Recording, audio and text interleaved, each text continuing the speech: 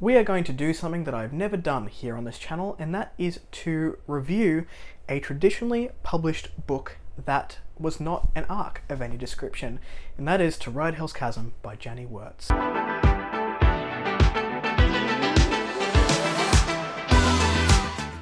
Hello everyone, welcome back to A Fictional Escapist. My name is Kris, and today's video is the To Ride Hell's Chasm by Janny Wurts book review. Like I said in the intro there, this is a first for the channel. I don't make a huge habit of reviewing traditionally published books here. I do like to focus on the indie and self-pub scene, but this book was so good that it deserves a review here, so we're going to jump into that today. To Ride Hell's Chasm wasn't just a book, it was an experience. It took me completely out of my world and whatever was happening around me at the time, and it just sucked me in the best possible way. The first thing I will say about this book is this is a fantasy standalone, and it felt like I'd read a 7-book series that had a really satisfying conclusion, and to do that in 700 odd pages was just nuts to me, but it was such a good time. This was my first Janny Wurts book. It was recommended to me to read some of the standalones before jumping into the Wars of Light and Shadow, which is on the cards for 2023, and I heard Joanna and Philip talk about this one over on Philip's channel. There was a couple of other people, maybe Jimmy from Jimmy Nuts, I don't know. I'll put the video down. Every time I've mentioned this video, I forget who's actually in it, except for Joanna. So sorry everyone else, I'll put the video down below again. And let's just say after one book, I now own many Janny Wurts books that I need to get to at some point in the future. Starting with what the book is about, the plot for To Ride Hell's Chasm is deceptively simple. On the night of Princess Anya's betrothal, she goes missing. She senses some darkness in a country that has seen naught but peace for many years. Anya's disappearance has caused outrage amongst the rich and the powerful.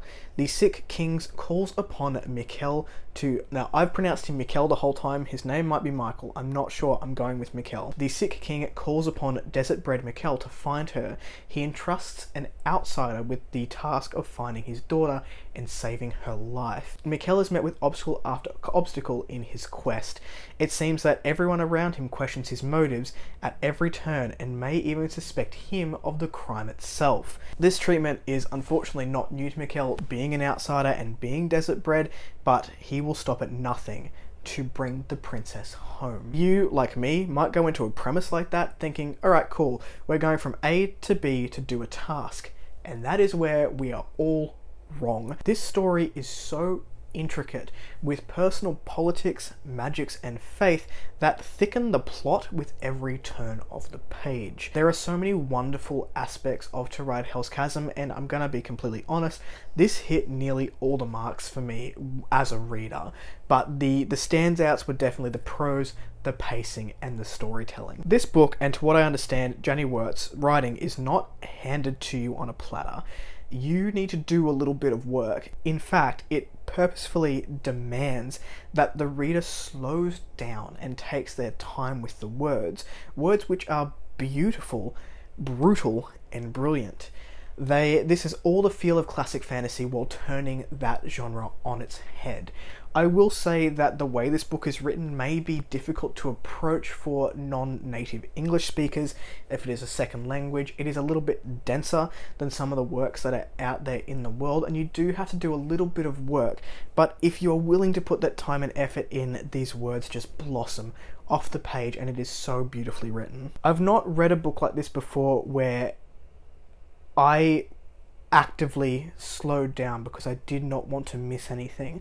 The closest that I can come to is probably Fangs of War by E.J. Dobell that I read earlier this year, but even some of that went over my head, whereas To Ride Hell's Chasm invited you to slow down. It was almost like a smack in the face in the beginning.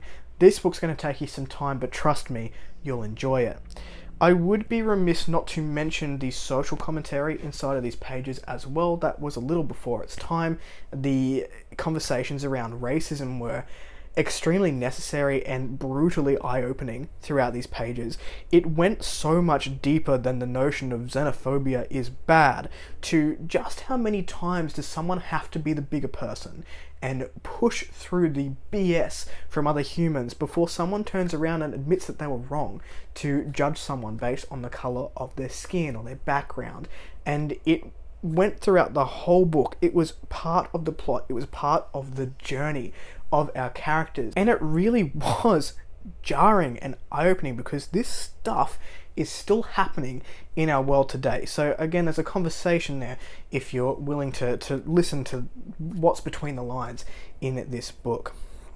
Mikkel, our main character, was different to the norm, and he pushed and pushed and pushed through the absolute nonsense that other people were throwing at him because he had a task and he is loyal and he was going to keep to his word. That is the kind of man that he is. But it just goes to show that people should not have to deal with this to live their lives. And that brings me to the character work within To Ride Hell's Chasm. While the book does focus a lot on Mikkel, and honestly he alone gripped me from the beginning, I was so enchanted by him and his story that I would have followed him alone to the end of the book. But each and every character that we were introduced to had significance, which is something that I find sometimes in fantasy you can have placeholders that are just there for a purpose, and I guess that's fine, but it is something that bugs me a little bit when we have a cast of characters, even the smallest character, have a purpose. That is some well thought out literature that you have there, in my opinion. There were no placeholders in this book, there were no characters of convenience, everyone had a purpose, whether you realized it or not at the time. There was a great deal of foreshadowing for character events that happened later in the books. You just needed to be paying attention to it. As the story progressed, our characters became more important to one another, the stakes became higher as their lives intertwined. It made for this interwoven connection between the players in this political and magical game. Also, I don't know that a book has ever made me care about a horse before. I am scared of horses. I will openly admit that. I got bucked when I was about 5, so from a young age, I get the shakes when I go up to a horse. I cannot be around them. But I felt for the 4-legged friends in this story, and they were such an integral part to the second half of the book. And I believe Janny Wurts is an equestrian, but there was such a passion for these animals in the book that I was like, yes, go horses, let's do horse things. And I think I was rooting for them just as much as the protagonists at some points, which was interesting to experience as someone who gets very scared of those creatures when near them. The last thing I want to mention here is the magic system. It starts off so subtly that if you are not paying attention, you may not even know that it's there. And then it is there, and it's staring at you in the face, and it's dangerous, and it's too late to stop the sorcery from growing and growing and growing until this sorcery threatens to take over everything. The stakes heighten as this magic unfolds throughout these pages, and you as the reader have no idea what is going to happen next. I feel like I could talk about this book for an age, but I would then go into spoiler territory. This surprised me with how much I loved it. I cannot wait to go back into other worlds that Janny Wurts has created, and like I said, I'm gearing up to do a full channel-wide Wars of Light and Shadow buddy read over in 2023. I had such a great time with this book. I cannot recommend it enough as a fantasy standalone. This is a complete package. That's it from me. I will stop gushing. Hopefully we'll get some more eyes on this book, and hopefully we'll get some more eyes on Janny Wurts' works. If you like this content, give it one of them. If you want to see more of it, click subscribe at your will, and I will catch you in the next video. Ciao.